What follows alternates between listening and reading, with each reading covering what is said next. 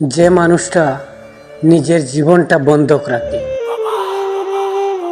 তোমার বাবা হয়তো কোনো দিন তোমাকে বলেনি, কিন্তু তুমি জন্মানোর দিনই বাবা নিজের জীবনটা তোমার হাতে তুলে দিয়েছিল।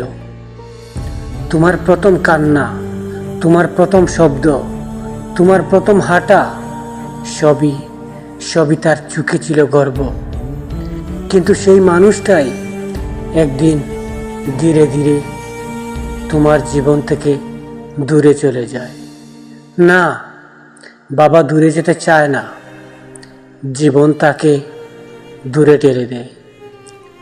আর আমরা সন্তানরা বড় হতে হতে ভুলে যাই এই মানুষটার ভিতরেও একটা মন আছে, একটা হৃদয় আছে, আর সেই হৃদয়ে শুধু একটাই নাম লেখা। বাবার হাতটা কখনো দেখেছো? শক্ত, রুক্ষ আর শুকনো, কিন্তু সেই হাতই তোমাকে প্রথম হাঁটতে শিখিয়েছিল।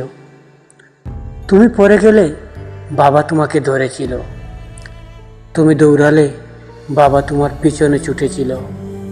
কিন্তু আজ সেই হাতটাই কাঁপে, বয়সের ভরে গেছে, কষ্টে ভরে গেছে, আর আমরা সময় পাই না সেই হাতটা একবার ধরে বলার, বাবা তুমি আছো বলে আমি আজও শক্ত। বাবার হাতের শক্তি কমে গেছে, কিন্তু তোমার প্রতি তার ভালোবাসা কখনো কমেনি, কমবেও না।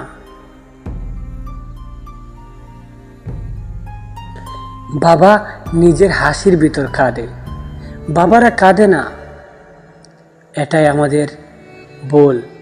তারা কাঁদে, শুধু তোমাকে দেখায় না।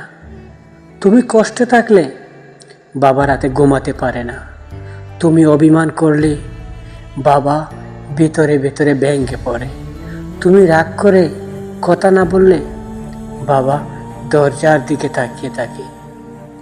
তুমি কবে এসে ডাকবে বাবা? বাবারা কান্না লুকিয়ে রাখে, কারণ তারা ভয় পায় সন্তানের চোখে বাবা যেন দুর্বল না হয়ে যায়। তাই বাবা হাসে, শক্ত থাকার অভিনয় করে, কিন্তু সেই হাসির পেছনে লুকানো থাকে হাজারটা চাপা কান্না। যেদিন বাবা প্রথমবার তোমাকে ছেড়ে দেয়, জীবনে একটা দিন আসে যেদিন বাবা প্রথমবার বুঝতে পারে তার সন্তান আর ছোট নেই। তুমি তখন ব্যস্ত নিজের জীবনে ছুটেছ, আর বাবার চোখের সামনে ভেসে ওঠে তোমার ছোটবেলার ছবি। কিভাবে তুমি বাবার কাঁধে ঘুমিয়ে পড়তে, কিভাবে ছোট হাতে বাবার আঙ্গুল ধরে হাঁটতে, কিভাবে বাবাকে বলতে, বাবা তুমি ছাড়া আমি পারবো না, কিন্তু এখন তুমি পারো। আর এই সত্যটা বাবাকে যে কত গভীরভাবে আঘাত দেয় সেটা আমরা বুঝি না। বাবা কখনো বলে না আমাকে সময় দে, আমাকে ভালোবাস। বাবা শুধু চুপচাপ তোমার ব্যস্ত জীবনের পাশে দাঁড়িয়ে থাকে, হয়তো হয়তো অপেক্ষা করে একটুখানি সময়ের জন্য। তোমার বাবা একসময় তোমাকে কুলে তুলেছে, তোমাকে জড়িয়ে বলেছে ভয় পেও না, আমি আছি। কিন্তু আজ বাবা ধীরে ধীরে হাঁটে, সিঁড়ি উঠতে কষ্ট হয়, চোখে কম দেখে, রাত হলে হাঁটুতে ব্যথা করে, আর তুমি তখন ব্যস্ত তোমার নিজের পৃথিবীতে। বাবা তোমার জীবনের কেন্দ্র থেকে ধীরে ধীরে এক কোণে সরে যায়। আর এক সময় এমন এক দিন আসে, বাবা তোমার হাত ধরে হাঁটতে পারে না, বরং তাকেই তোমার হাত ধরতে হয়। বাবা তখন বলে,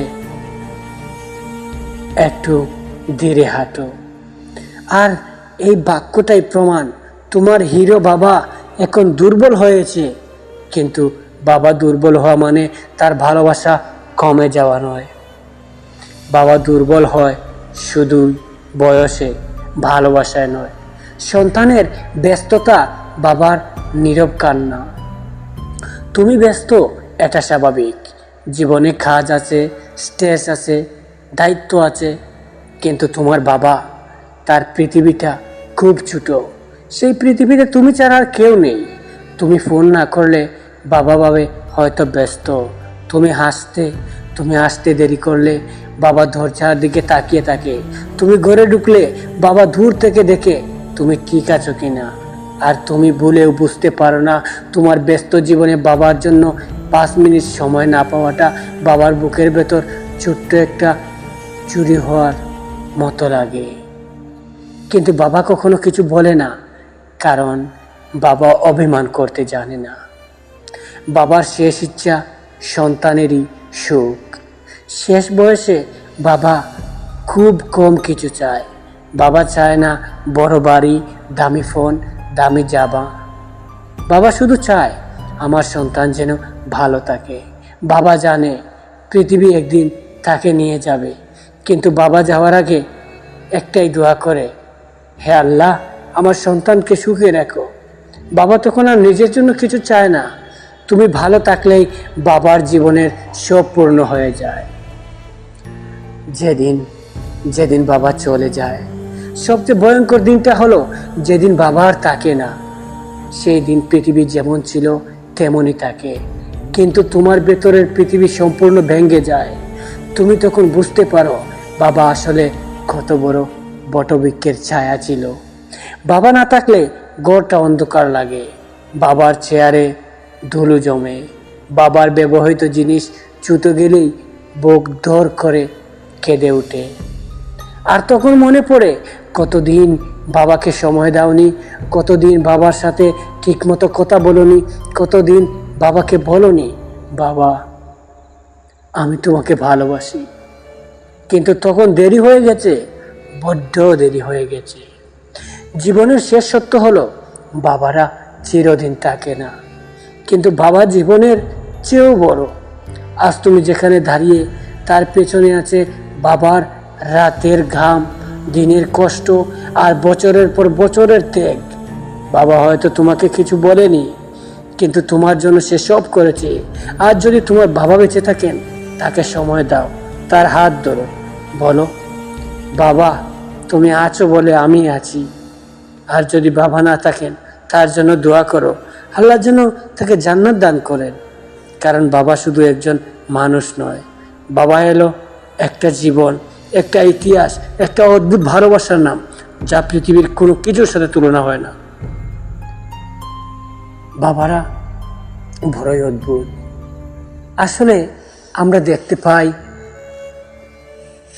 বাবা কাজ করে, পরিশ্রম করে, অনেক বেশি পরিশ্রম করে, কিন্তু সত্যি কথা হলো কি জানেন, বাবারও শান্তি মন চায়, বাবারাও একটু সুখে থাকতে চায়, বাবাদেরও কাজ ভালো লাগে না। সারাদিন পরিশ্রম করার পরে বাবারা বলে, কাল থেকে আর কাজে যাব না, আর ভালো লাগে না এসব। অফিসের বকুনি, বসের বকুনি শুনতে শুনতে আর ভালো লাগে না। কাজ কাম বিরক্ত করে, এত কষ্ট, এত পরিশ্রম এই বয়সে এসে ভালো লাগে না, আর কাল থেকে যাব না।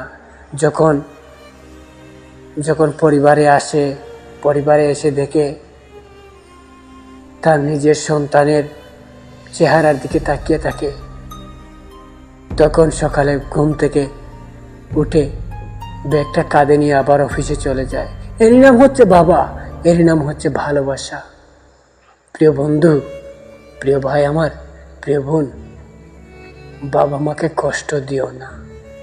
আমি যদি এই ভিডিওতে রেসপন্স পাই, পরবর্তীতে মায়ের জন্য কিছু বলার চেষ্টা করব।